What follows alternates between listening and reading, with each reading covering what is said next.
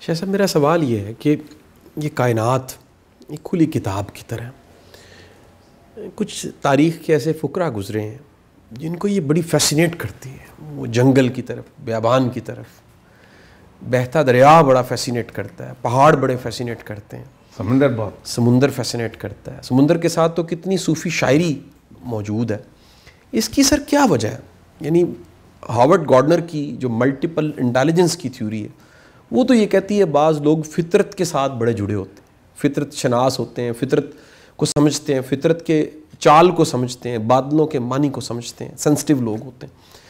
فقیر درویش، کیا ہر فقیر درویش اسی طرح فطرت کو لیتا ہے یا پھر اندر کی دنیا کی کائنات کو دیکھتا ہے، باہر کی دنیا کی کائنات کو نہیں دیکھتا؟ آپ کیا کہنا چاہیں گے؟ دیکھیے، روحانیت میں ایک بات کہی جاتی ہے کہ فقیر پر لازم ہے کہ وہ رب تعالیٰ کی زمین پر چل پھر کر اس کی قدرت کا مشاہدہ کرے. یہ بات سے بات ایک علیحدہ نکل آئی کہ رب تعالیٰ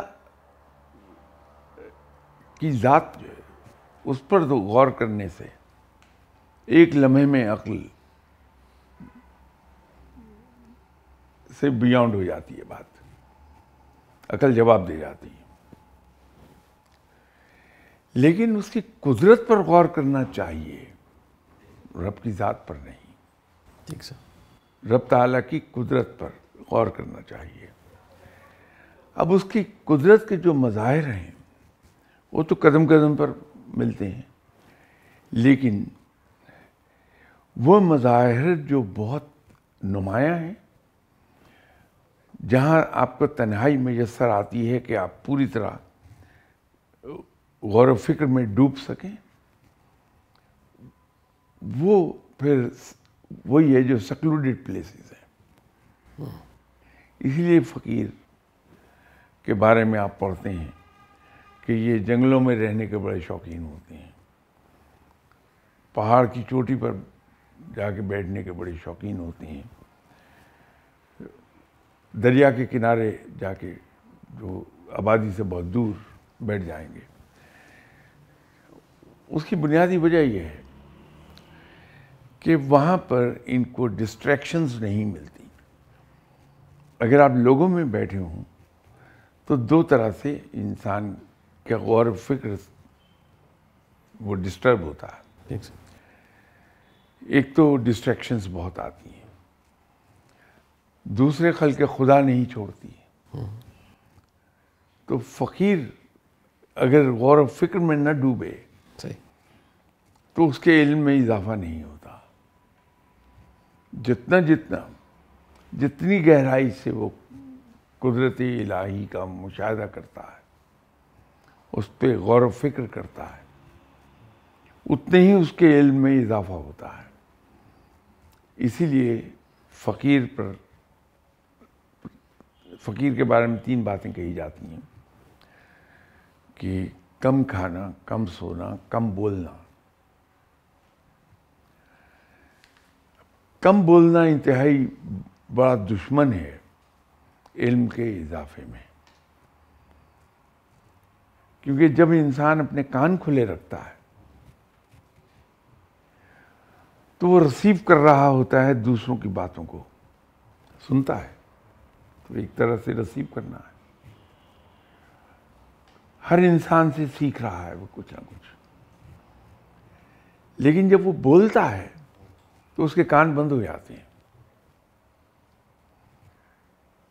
بولتا تو یہ ہے کہ جو کچھ اس کے پاس ہے وہ اس کو بیان کیے جا رہا ہے، تو اضافہ تو نہ ہوا. تو اضافہ ایک ہی صورت میں ہوگا کہ اس کے کان اور آنکھیں کھلی رہیں.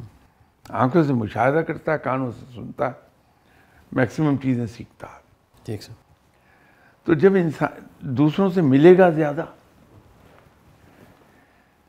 تو لامحالہ اسے ازرائے اخلاق یہ اس پر لازم ہے کہ آنے والے کو وہ آنے والے کے لیے متواضع ہو. ٹھیک ہے سر، بہت اچھا جی. ٹھیک سر.